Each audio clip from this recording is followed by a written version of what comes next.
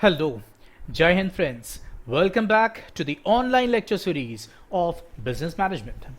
Myself, Assistant Professor Mr. V.R. Wadekar from Department of Electronics and Telecommunication from Matoshi College of Engineering and Research Center, Nasik, affiliated to Savitribai Phule, Pune University. We are discussing basics of business management. So let's start with our today's video.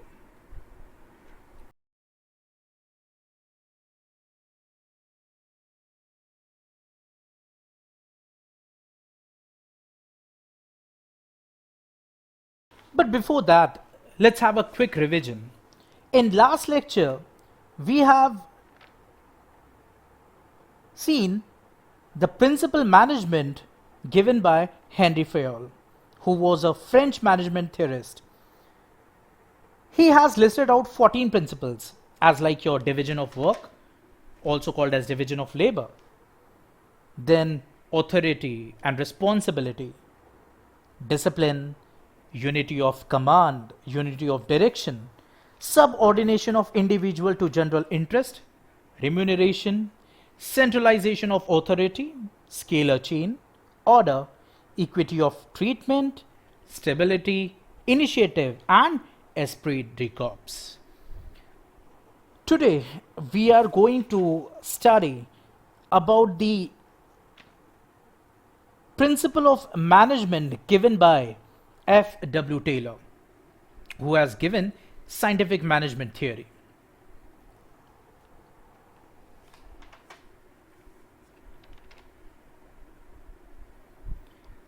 Well, Frederick Winslow Taylor, widely known as F. W. Taylor, was an American mechanical engineer who wanted to improve industrial efficiency.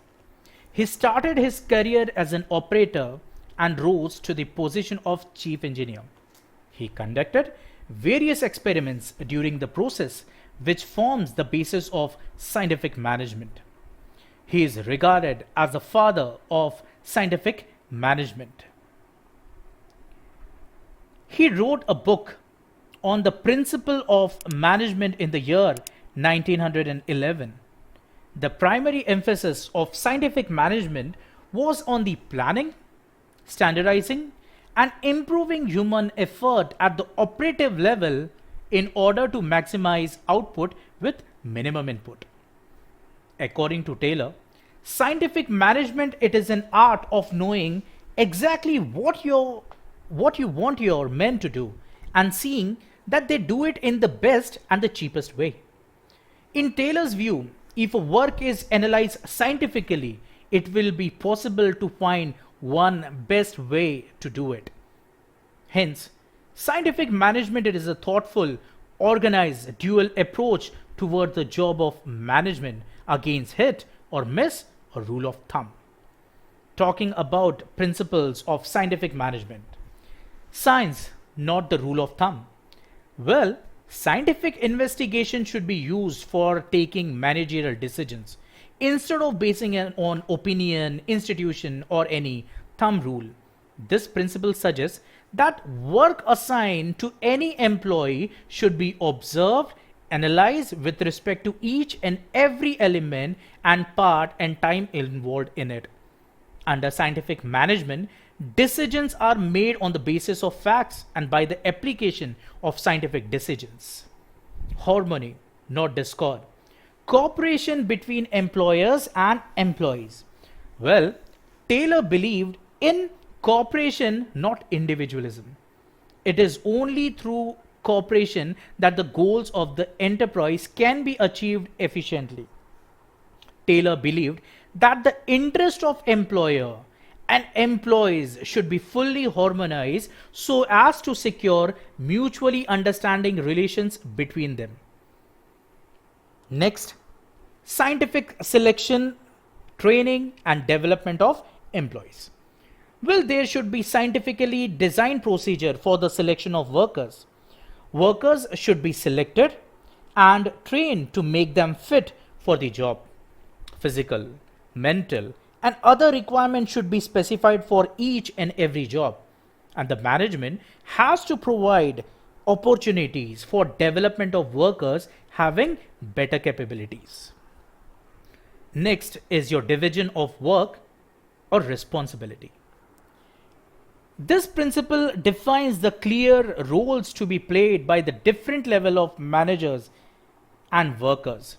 The management should assume the responsibility of planning the work, whereas workers should be concerned with the execution of the task. Thus, planning is to be separated from execution. Now, let's discuss about the techniques of scientific management. First is your time study. Well, it is a technique which enables the manager to calculate the standard time taken for performing a specified job.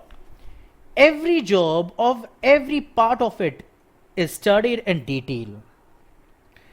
This technique is based on the study of an average worker having a reasonable skill and ability.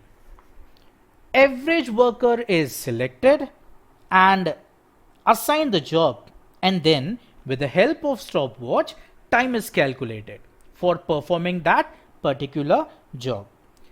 Taylor maintained that fair day's work should be determined through observations, experiments, and analysis by keeping in view an average worker. So he calculated fair day's work standard time into working hours. Next, it is your motion study. In this study, the movement of body parts required to perform a job are closely observed. In other words, it refers to the study of movement of an operator on machine involved in a particular task. So the purpose of motion study is to eliminate useless steps and determine the best way of doing the job. Well, by undertaking motion study, an attempt is made to know whether some elements of a job can be eliminated, combined, or their sequence can be changed to achieve necessary rhythm. Motion study, it increases the efficiency and the productivity of workers by cutting down all wasteful motions. Third technique is functional foremanship. Well, Taylor advocated functional foremanship for achieving, the ultimate specification. This technique was developed to improve the quality of work, as a single supervisor may not be expert in all the aspects of the work. Therefore, workers are to be supervised by a specialist foreman, and the scheme of functional foremanship is an extension of people of specialization at the supervisory level. Fourth technique, it is of standardization. According to this technique, the physical attitude of products should be such that it meets the requirements and the needs of customers. Taylor advocated that tools, equipments, as well as working conditions, it should be standardized to achieve standard output from workers, and standardization, it is a means of achieving economics of production. And last, it is your differential piece wage plan. Well, this technique of wage payment, it is based on efficiency of workers. The efficient workers are paid more wages than inefficient one. On the other hand, those workers who produce less than the standard number of pieces are paid wages at lower rate than prevailing rate. And this system, it is a source of incentive to workers who improve their efficiency in order to get more wages. It also encourages inefficient, workers to improve their performance and achieve their standards. So guys, today we have studied about Frederick Winslow Taylor, who is commonly known as the father of scientific management. And we have studied what are the different principles and the techniques of scientific management. Here it is the assignment that you need to submit it